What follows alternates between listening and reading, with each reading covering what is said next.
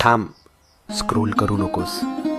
कदाचित हा संदेश स्वामी आज तुलाच सांगत आहेत.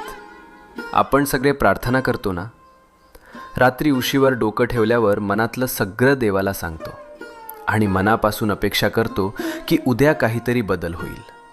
पण जेव्हा काहीच होत नाही तेव्हा मनात प्रश्न येतो, स्वामी ऐकतात का खरंच? ऐक, स्वामी नेहमी उत्तर देतात. फक्त उत्तराची वेळ आणि भाषा आपल्याला लगेच कळत नाही. जेव्हा काही आपल्या भल्यासाठी असतं तेव्हा स्वामी हो म्हणतात.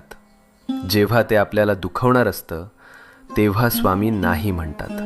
आणि जेव्हा आपल्याला अजून थोडं मजबूत व्हायचं असतं तेव्हा स्वामी शांतपणे म्हणतात, थांब, योग्य वेळी देतो.